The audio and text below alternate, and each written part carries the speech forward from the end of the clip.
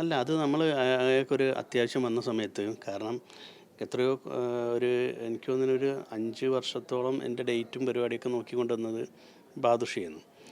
അപ്പം മൂപ്പർക്കൊരു അത്യാവശ്യം വന്നപ്പം കാരണം നമ്മളായിട്ട് അത്രയും ക്ലോസാണ്. നമ്മളെ വീട്ടിൽ വരുന്നത്, നമ്മൾ ഇവിടെ വന്നാൽ അയാളെ വീട്ടിൽ പോകുന്നത് അത്രയും ക്ലോസ് ആയിട്ടുള്ള ഒരാളാണ്. അപ്പം ഇയാളെടുത്ത് അപ്പം പെട്ടെന്ന് നമ്മൾ അന്ന് സൗബിനും ഞാനും ഉള്ള കള്ളൻ ഡിസൂസ എന്ന് പറഞ്ഞ പടം ഷൂട്ട് നടക്കുന്നു. അപ്പോൾ എൻ്റെ അടുത്ത് പറഞ്ഞു പെട്ടെന്നൊരു അത്യാവശ്യമായിട്ട് എനിക്കൊരു 20 ലക്ഷം വേണം, പിന്നെ ഒരാഴ്ചയ്ക്ക് എൻ്റെ ഉള്ളിൽ തിരിച്ചു തന്നോളാന്ന് പറഞ്ഞു. ഞാൻ അയാളെ പിന്നെ അത്രയും അത്യാവശ്യമാണ് എന്ന് പറഞ്ഞു. ഞാൻ അപ്പം തന്നെ ഞാൻ ബാങ്കിൽ വിളിച്ച് പറഞ്ഞ് ഞാൻ ട്രാൻസ്ഫർ ചെയ്ത് കൊടുത്ത് ഒരാഴ്ച കഴിഞ്ഞ് 2 ആഴ്ച കഴിഞ്ഞ് പിന്നെ നമ്മൾ ഈ പിന്നെ ആളെ പടങ്ങൾ നമുക്ക് വേറെ അഭിനയിക്കാനൊക്കെ ഉണ്ട്. അങ്ങനെ വെയിറ്റ് ചെയ്ത് പിന്നെ അത് കഴിഞ്ഞ് ഈ പടം കഴിഞ്ഞ് ഒരു 3-4 മാസം കഴിഞ്ഞപ്പോഴേക്ക് കൊറോണ വന്നു. കൊറോണ വന്നപ്പോൾ പിന്നെ 2 കൊല്ലം പിന്നെ ലോക്ക്ഡൗൺ ആയില്ല, പടങ്ങളൊന്നുമില്ല. കൊറോണയ്ക്ക് ശേഷം പടങ്ങളൊക്കെ മൊത്തം പടത്തിൻ്റെ രീതി തന്നെ മാറിയല്ലോ. മാറിയപ്പോൾ ഞാൻ വിചാരിച്ചു അതുകൊണ്ടായിരിക്കും നമുക്ക് പടങ്ങളൊന്നും വരാത്തത്. അപ്പം ഞാൻ പിന്നെ ആ സമയത്ത് കൊറോണ സമയത്ത് ഈ ബാദുഷ കുറേ ചാരിറ്റി പ്രവർത്തനങ്ങളൊക്കെ ചെയ്യേണ്ടായിരുന്നു. ആ സമയത്തൊക്കെ നമ്മളെ വിളിക്കും, ഹരീഷ പിന്നെ ഇന്ന സ്ഥലത്ത് നമുക്ക് ഒരു ഇത്ര TV കൊടുക്കണം. അപ്പോൾ നമ്മൾ ആ TVക്കുള്ള പൈസ അയച്ചു കൊടുക്കണേ, ഫുഡിനുള്ള പൈസ എന്ന സ്ഥലത്തും നമ്മൾ എങ്ങനെ ചെയ്യുന്നുണ്ട്, ഒരു പിന്നെ ഫുഡ് പാക്ക് ചെയ്തിട്ട് എല്ലാ സ്ഥലത്തും എത്തിച്ചു കൊടുക്കുന്ന ഒരു പരിപാടി ഉണ്ട്. അതിന് നമ്മൾ പൈസ അയച്ചു കൊടുക്കണേ. അതിന് എനിക്ക് തോന്നുന്നു ഞാൻ 50,000 ഉറുപ്പിക അയച്ചു കൊടുത്തിട്ടുണ്ട്. പിന്നെ അതൊക്കെ അയച്ചു കൊടുക്കുന്നു. പിന്നെ അതേപോലെ പെട്ടെന്നൊരു പിന്നെ പൊട്ടൻഷൻ കൺട്രോളർ പെട്ടെന്ന് മരിച്ച സമയത്ത് ഒരു ഹെൽപ്പിന് വേണ്ടിയിട്ട് അന്ന് ഞാൻ ഇതേപോലെ ഒരു 50,000 അയച്ചു കൊടുത്തു. അപ്പം പിന്നെ അതൊക്കെ ഞാൻ ചാരിറ്റി എല്ലാം ചാരിറ്റി ചെയ്ത് നമ്മൾ കാരണം പിന്നെ ഇതൊക്കെ ചെയ്ത ബാദുഷ ഭയങ്കര ചാരിറ്റി പ്രവർത്തകനുമായി. ഒന്നും സഹായിക്കാതെ ബാദുഷയ്ക്ക് ഡോക്ടറേറ്റ് കിട്ടുന്നു, അതൊക്കെ പോട്ടെ. അപ്പം നമ്മളെ സൗഹൃദം അങ്ങനെയൊക്കെ മുന്നോട്ട് പോയിണ്ടായി. അപ്പം ഞാൻ വീട് പണി തുടങ്ങിയ സമയത്ത് കൊറോണയൊക്കെ കഴിഞ്ഞ് ഞാൻ വീട് പണി സ്റ്റാർട്ട് ചെയ്ത സമയത്ത് പിന്നെ ഞാൻ ഇങ്ങനെ പറഞ്ഞു ഞാൻ വീട് പണി ഒരു ഏകദേശം തീരേണ്ടത് ഇപ്പം ലാസ്റ്റിൽ കുറച്ച് പൈസേൻ്റെ ഉണ്ട്, അതൊക്കെ ആ പൈസ ഇട്ട് ചോദിച്ചു. തരടാ ഞാൻ തരാം, ഞാൻ വെടിക്കെട്ട് റിലീസാവട്ടെ എന്നൊക്കെ പറഞ്ഞ് അങ്ങനെ വെടിക്കെട്ട് റിലീസായി, എന്നിട്ടുമില്ല. അപ്പോൾ അതിൻ്റെ ഇടയ്ക്ക് എന്നെ വിളിച്ചിട്ട് ARMൽ കുറച്ച് ഡേറ്റ് തന്നിട്ടുണ്ടായി, ഒരു 10-40 ദിവസം വേണമെന്നും പറഞ്ഞിട്ട് ഡേറ്റ് തന്ന്. ഞാൻ പറഞ്ഞു ശരി എന്ന് പറഞ്ഞു. അപ്പം ഞാൻ വിചാരിച്ചായിക്കോട്ടെ, ഓക്കെ ഓൾറെഡി പടം തരുന്നുണ്ടല്ലോ, എന്നാൽ ആ പടമെങ്കിലും കിട്ടിയാൽ കുഴപ്പമുണ്ടാവില്ല എന്ന് വിചാരിച്ചു.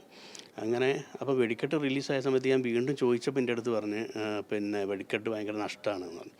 അങ്ങനെ ഞാൻ ഇടവേള ബാബുച്ചേട്ടനെ വിളിച്ചിട്ട് ഞാൻ പറഞ്ഞു, ബാബുച്ചേട്ടൻ ഇങ്ങനെ കുറച്ച് പൈസ എനിക്ക് തരാണ്ടേന്ന് ഒന്ന് പറയുമെന്ന് ചോദിച്ചു. അപ്പം ബാബുച്ചേട്ടൻ ഞാൻ സംസാരിക്കട്ടെ എന്ന് സംസാരിച്ച് എന്നെ വിളിച്ച് പറഞ്ഞ് എടാ പിന്നെ തരാണ്ടെന്നൊക്കെയാണ് പറയുന്നത്, പക്ഷേ നമ്മൾ കുറേ ആൾക്കാർ ഇതേപോലെ പ്രശ്നമായിട്ട് വരുന്നുണ്ട്.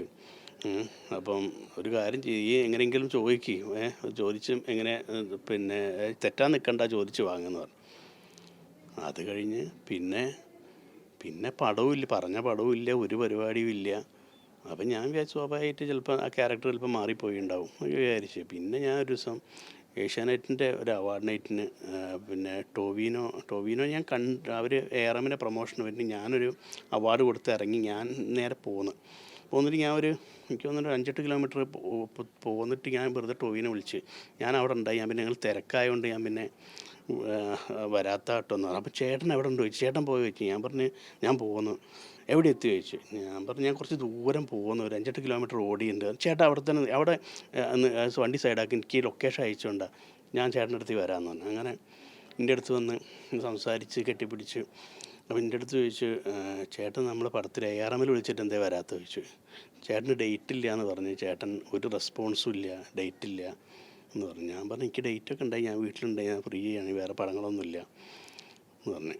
അത് കഴിഞ്ഞ് ഞാനിപ്പോൾ ഇത് പുറത്ത് വിട്ടപ്പം ഞാൻ പിന്നെ ഇപ്പം ഇങ്ങനെ കുറേശ്ശെ രണ്ടാമത് ഇങ്ങനെ ഇപ്പം സോൾട്ട് മെങ്കോട്ടിൻ്റെ ഡയറക്ടർ രാജേഷ് നായർ ചെയ്യുന്ന ഒരു സിറ്റ്കോം ഉണ്ട് മനോരമയ്ക്ക് വേണ്ടിയിട്ട്, അതിൽ ഷൂട്ടില്ല. അപ്പോൾ അവിടെ നിന്നൊക്കെ നമ്മൾ ഓരോ യൂണിറ്റിലും അവിടെ ഇവിടെയൊക്കെ ഉള്ള ഓരോരുത്തർ നമ്മളോടത്ത് പറയുന്നു ഇങ്ങനെ എന്നമായി നിങ്ങളെ പറ്റിയിട്ട് ഭയങ്കര നെഗറ്റീവ് പരിപാടികൾ പല സ്ഥലത്തും. അപ്പം പല ആൾക്കാരെടുത്തും ഇയാൾ ഇങ്ങനെയൊക്കെ പറഞ്ഞിട്ടുണ്ട്.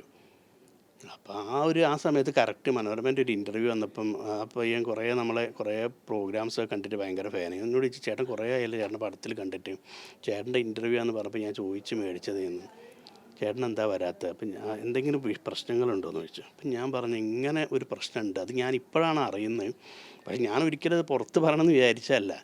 അപ്പോൾ നമ്മൾ അത്രയും വിശ്വസിച്ചൊക്കെ നന്ന ഒരാൾ പെട്ടെന്ന് നമ്മളെ പറ്റി ഇങ്ങനെയൊക്കെ നെഗറ്റീവ് പറഞ്ഞ് നമ്മളായിട്ട് പിന്നെ ഒക്കെ പോട്ടെ, നമുക്ക് നമ്മളെ പൈസ തിരിച്ചു തരണ്ട, എന്നാലും നമുക്ക് നമ്മളെ ഈ അന്നം മുടക്കേണ്ട കാര്യമില്ലല്ലോ. ഇതിൽ ഈ പറയുന്ന പോലെ ആവശ്യപ്പെട്ടതിന് ശേഷം ബാദുഷയുടെ ഭാഗത്ത് നിന്ന് ഏതെങ്കിലും തരത്തിലുള്ള പ്രതികരണമോ മറ്റോ ഉണ്ടായോ? ഒന്നും ഉണ്ടായില്ല. ഇല്ലില്ല. അദ്ദേഹം എന്താ പറയുന്നത്? ഇല്ല, ഒന്നും എന്നെ വിളിച്ചില്ല, വേറെ മെസ്സേജ് അയച്ചില്ല, ഒരു സംഭവമില്ല. ഈ സിനിമയിൽ നിന്ന് മാറ്റി നിർത്തപ്പെടുന്നത് ഇതിൻ്റെ ഭാഗമായിട്ടാണോ? സിനിമയെന്ന് ഇനി ചിലപ്പോൾ നമ്മളെ ചിലപ്പോൾ ഒരു ഹ്യൂമറിൻ്റെ ഒരു കാലഘട്ടം ചിലപ്പം കഴിഞ്ഞിട്ട് ഇപ്പോൾ പുതിയൊരു ഹ്യൂമർ പരിപാടികളാണല്ലോ, ചിലപ്പോൾ അതുകൊണ്ടായിരിക്കും. എന്നാലും എന്തെങ്കിലും പരിപാടികളായിട്ട് ചെറിയ ചെറിയ പരിപാടികളൊക്കെ നമുക്ക് കിട്ടുമല്ലോ.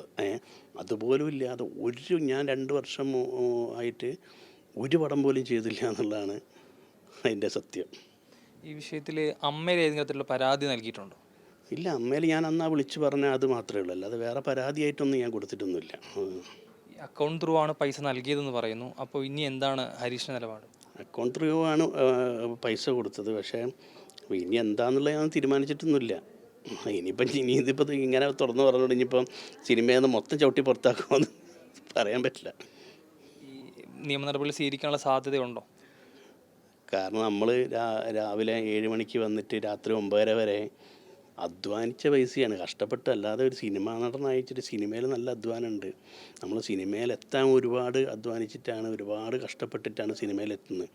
സിനിമയിലെത്തിയിട്ട് ബ്രേക്ക് കിട്ടുക എന്ന് പറയുന്നത് ഭാഗ്യമാണ്. ആ സമയത്ത് നമ്മൾ എഫേർട്ട് എടുത്ത് നമ്മൾ ഉണ്ടാക്കിയ ഒരു പൈസയാണ് അയാൾക്ക് എടുത്തു കൊടുത്തത്. അത് കാരണം നമ്മളെ കുട്ടികൾ അനുഭവിക്കേണ്ട പൈസയാണ്. സ്വാഭാവികമായിട്ടും ഹരീഷ് ഈ അമ്മയിലെ മെമ്പറാണ്. സ്വാഭാവികമായിട്ടും ഈ ഇങ്ങനൊരു വിഷയം വരുമ്പോൾ സ്വാഭാവികമായിട്ട് ഇടപെടേണ്ട ഒരു സംഘടന കൂടിയാണ് അമ്മ. അപ്പം ആ രീതിയിലുള്ളൊരു കാര്യങ്ങളിലേക്ക് നോക്കുന്നുണ്ടോ? ഞാൻ അത്രയും ഇതായിട്ട് ചിന്തിച്ചിട്ടുണ്ടായില്ല. പെട്ടെന്നാണ് ഈ ഒരു സാധനം ഇങ്ങനെ പെട്ടെന്ന് ഇയാൾ ഇങ്ങനെയൊക്കെ പറഞ്ഞെന്നുള്ള ഒരു സംഭവം അറിഞ്ഞപ്പോൾ ആണ് എനിക്ക് ഭയങ്കരമായിട്ട്, കാരണം ഈ ന്യൂസ് വന്നപ്പം മറ്റേ ഏറാമിൻ്റെ ഡയറക്ടർ എനിക്ക് മെസ്സേജ് അയച്ച്, ഹരീഷ് ഭായി ഞങ്ങൾ അറിഞ്ഞില്ല ഇതൊന്നും, ഞങ്ങളടുത്ത് പറഞ്ഞത് പിന്നെ ഒരു റെസ്പോൺസും ഇല്ല, ഫോണേ എടുക്കുന്നില്ല എന്നുള്ളതാണെന്ന് പറഞ്ഞത്. മനഃപൂർവ്വം ഈ പറയുന്ന പോലെ ഉപദ്രവിക്കുകയായിരുന്നു ആയിരിക്കും, കാരണം അയാൾക്ക് അതിനുള്ള പവർ ഉണ്ടല്ലോ.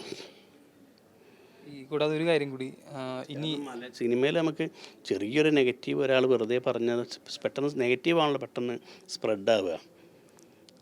അപ്പോൾ ആ തരത്തിൽ ഞാൻ ചോദിക്കുന്നത് ഇപ്പോഴും ഇത് തന്നെയാണ്. അതായത് ഇനിയിപ്പോൾ അമ്മ എന്നൊരു സംഘടനയുടെ ഭാഗമായിട്ട് നിൽക്കുമ്പോൾ സ്വാഭാവികമായിട്ടും അതിൽപ്പെട്ട ഒരാൾക്ക് ഇങ്ങനൊരു ദുരന്തം നേരിടുമ്പോൾ അത് സ്വാഭാവികമായിട്ടും സംഘടന ഒപ്പം നിൽക്കേണ്ടത്. അപ്പോൾ അങ്ങനെ ആ രീതിയിൽ ഉള്ള തീരുമാനം അല്ലെ നടപടിയിലേക്ക് പോകുമോ? അല്ല, സംഘടനയിൽ നിന്ന് ഈ ന്യൂസ് വന്നേരൊന്നും ഇന്നെ ആരും വിളിച്ചിട്ടൊന്നുമില്ല ഇതുവരെ.